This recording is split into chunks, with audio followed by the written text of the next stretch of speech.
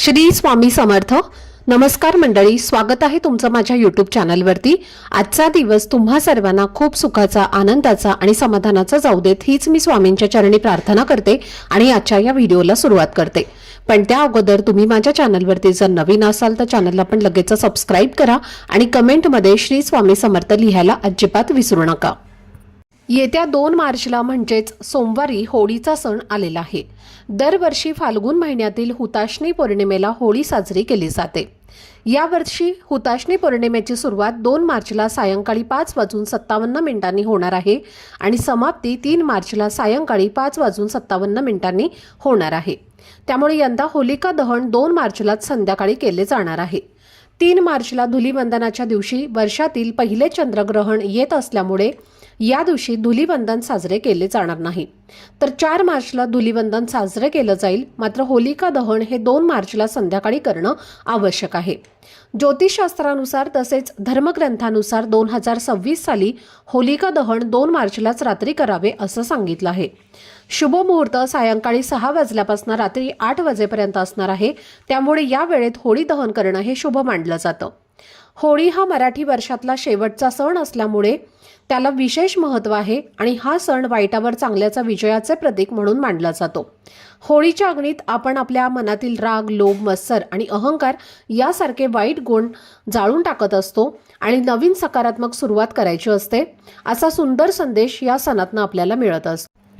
आणि म्हणूनच आपल्या आयुष्यातील संकटे, अडचणी आणि दोष दूर करण्यासाठी होळीचा दिवस अत्यंत शुभ आणि प्रभावी मानला जातो.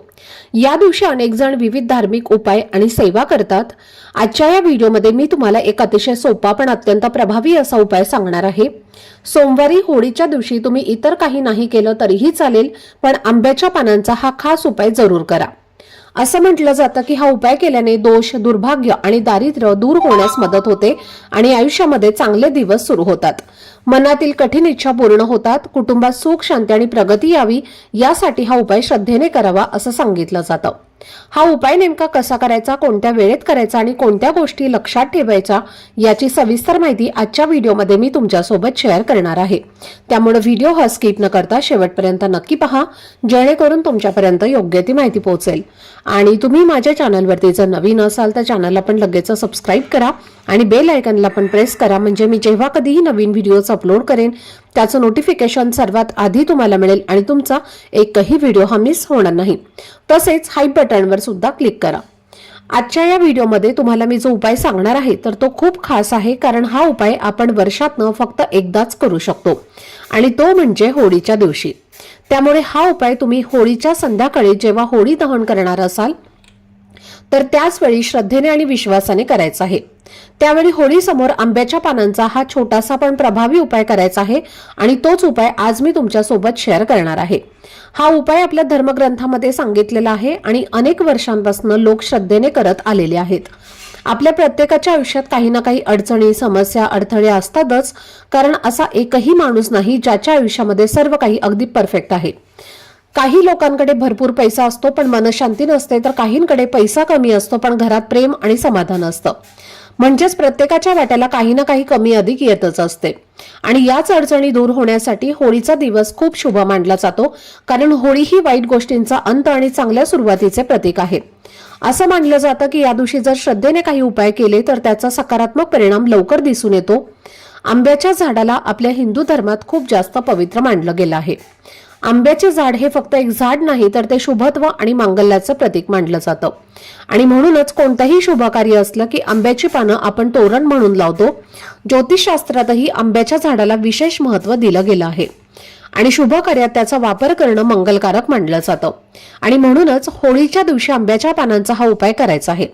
जर तुमच्या घरात सतत वादविवाद होत असतील, नवरा बायकोंचं पटत नसेल, मुलं ऐकत नसतील, घरामध्ये सतत तणावाचे वातावरण असेल, कोणतंही काम सुरळीतपणे पार पडत नसेल, सतत अडथळे येत असतील, पैशांची कमतरता जाणवत असेल किंवा कितीही प्रयत्न करूनही घरामध्ये स्थैर्य येत नसेल, तर अशा वेळी हा उपाय श्रद्धेने करून पहा. काही लोकांना असंही वाटतं की घरावर वाईट नजर आहे किंवा नकारात्मक ऊर्जा आहे, तर अशा वेळी सुद्धा होळीच्या मुहूर्तावरती हा उपाय केला जातो. असं मानलं जातं की हा उपाय केल्याने अडलेली कामं मार्गी लागायला मदत होते, प्रत्येक कामात यश मिळण्याचा मार्ग खुला होतो आणि मनातील इच्छा पूर्ण होण्यासाठी सकारात्मक वातावरण तयार होतं। त्यामुळे होळीच्या दिवशी योग्य वेळी शांत मनाने आणि पूर्ण श्रद्धेने हा उपाय करा। तर आंब्याच्या पानांचे आजच्या व्हिडिओमध्ये तुम्हाला मी उपाय सांगणार आहे 5। तर तुम्ही तुमच्या समस्येनुसार त्यापैकी एक उपाय करायचा आहे किंवा तुम्ही सगळे उपाय केले तरीही चालतील। आता सगळ्यात आधी तुम्हाला होळीच्या दिवशी सकाळी लवकर उठायचं आहे। जरी या पौर्णिमेचा प्रारंभ 2 मार्चला संध्याकाळी होत असला तरीही आपल्याला सकाळी लवकर उठायचं आहे, कारण या संपूर्ण दिवसाचं एक विशेष महत्त्व असतं आणि त्यामुळे सकाळी लवकर उठून आपल्याला स्वच्छ स्नान करायचं आहे। आपल्या घराची स्वच्छता तुम्हाला करून घ्यायची आहे आणि मुख्य प्रवेशद्वारावरती रांगोळी काढायची आहे आणि त्यानंतर तुम्हाला आंब्याच्या पानांचं एक तोरण बनवायचं आहे।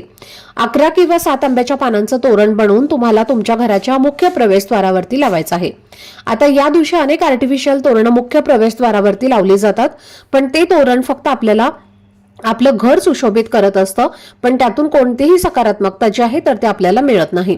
पण आंब्याच्या पानांचं तोरण जर आपण आपल्या घराच्या मुख्य प्रवेशद्वारावरती लावलं तर घरात खूप जास्त प्रमाणामध्ये सकारात्मक ऊर्जा निर्माण होते आणि घरातील नकारात्मक ऊर्जाही नष्ट होते। तसेच आपल्या घरात असणारे सर्व दोष हे सुद्धा नाहीसे होतात आणि सर्व देवी देवता आपल्या घरावरती प्रसन्न होतात, कारण तुम्हाला सांगितल्याप्रमाणे सर्व देवतांचं स्थान या वृक्षामध्ये आहे आणि म्हणून या वृक्षाची पानं खूप शुभ मानली जातात। म्हणून तुम्हाला 11 आंब्याच्या पानांचं तोरण किंवा 7 आंब्याच्या पानांचं तोरण करून ते तुम्हाला तुमच्या घराच्या मुख्य प्रवेशद्वारावरती लावायचं आहे। होळीच्या दिवशी खूप जास्त प्रमाणामध्ये तंत्रमंत्र क्रिया ज्या आहेत तर त्या केल्या जातात आणि ते तंत्रमंत्र क्रिया ज्या आहेत तर त्या आपल्या घरावर आपल्या कुटुंबावरती होऊ नयेत म्हणून हे तोरण आपल्या घराच्या मुख्य प्रवेशद्वारावरती लावायचं आहे। होळीच्या दिवशी जेवढी सकारात्मक ऊर्जा असते तेवढी नकारात्मक ऊर्जा सुद्धा असते आणि म्हणून तीच नकारात्मकता आपल्या घरामध्ये येऊ नये म्हणून असं तोरण प्रत्येकाने आपल्या घराच्या मुख्य प्रवेशद्वारावरती लावायचं आहे। आता हे तोरण किती दिवस ठेवायचं आहे तर होळीच्या दिवशी दुसऱ्या दिवशी चंद्रग्रहण आहे आणि त्या दिवशी आपण तिसऱ्या दिवशी किंवा चौथ्या दिवशी तुम्हाला ते लगेच काढून निर्माल्यामध्ये टाकायचं आहे। जास्त दिवस असं तोरण मुख्य प्रवेशद्वारावरती चुकूनही ठेवायचं नाही। तर ही सगळ्यात महत्त्वाची गोष्ट तुम्हाला होळीच्या दिवशी करायची आहे। आता यानंतर जे पुढचे उपाय तुम्हाला मी सांगणार आहे तर ते तुम्हाला होळीच्या दिवशी संध्याकाळी करायचे आहेत। जर तुमच्या घरामध्ये एखादा व्यक्ती आजारी असेल, सतत त्या व्यक्तीला दवाखाना चालू असेल, गोळ्या औषधं चालू असतील, सतत ती व्यक्ती आजारी पडत असेल, हॉस्पिटल चालू असूनही त्या व्यक्तीला जर बरं वाटत नसेल, त्या व्यक्तीचा आजार जर बरा होत नसेल तर तो दूर होण्यासाठी तुम्हाला हा उपाय त्या व्यक्तीसाठी करायचा आहे। तर होळीच्या दिवशी तुम्हाला एक चांगलं पान घ्यायचं आहे, कुठेही फाटलेलं तुटलेलं नसावं, चांगलं एक देठाचं पान आंब्याचं तुम्हाला घ्यायचं आहे। त्या पानावर तुम्हाला 2 गुलाबाची फुलं ठेवायची आहेत, एक बत्तासा ठेवायचा आहे आणि आजारी व्यक्तीच्या डोक्यावरून ते पायापर्यंत तुम्हाला 31 वेळेला अँटी क्लॉकवाईज फिरवून घ्यायचं आहे आणि ते तुम्हाला होळीच्या दहनाच्या अग्नीमध्ये टाकायचं आहे। जर हा उपाय स्वतः त्या व्यक्तीने केला तर अतिशय उत्तम, स्वतः त्या व्यक्तीला उपाय करणं शक्य नसेल तर मग दुसऱ्या व्यक्तीने आजारी व्यक्तीसाठी हा उपाय केला तरी सुद्धा चालणार आहे। नक्की करा हा उपाय जर तुम्ही केला तर 100% जी व्यक्ती आजारी आहे तर त्या व्यक्तीला गुण येईल, त्या व्यक्तीला फरक पडेल आणि त्या व्यक्तीच्या तब्येतीमध्ये तुम्हाला नक्कीच फरक जाणवेल।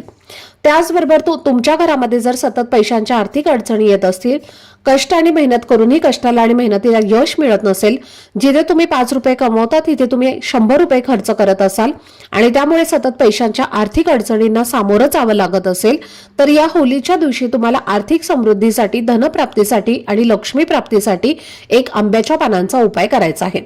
तर तुम्हाला हा उपाय करण्यासाठी 3 आंब्याची पानं घ्यायची आहेत। ही पानं सुद्धा चांगली घ्यायची आहेत आणि तिन्ही पानं तुम्हाला तुपामध्ये बुडवायची आहेत। प्रत्येक पानाला तूप थोडंसं लागेल एवढं तूप त्या पानाला लावायचं आहे आणि ही पानं तुम्हाला होळीमध्ये दहन करायची आहेत। जिथे कुठे पेटती होळी आहे तर त्या पेटत्या होळीमध्ये तुम्हाला ही पानं अर्पण करायची आहेत, ज्यामुळे घरात संपत्ती आणि समृद्धी येते आणि ही पानं अर्पण केल्यानंतर त्या होळीला 11 प्रदक्षिणा तुम्हाला करायच्या आहेत आणि सुख समृद्धीसाठी होलिका मातेला मनोभावे प्रार्थना करायची आहे।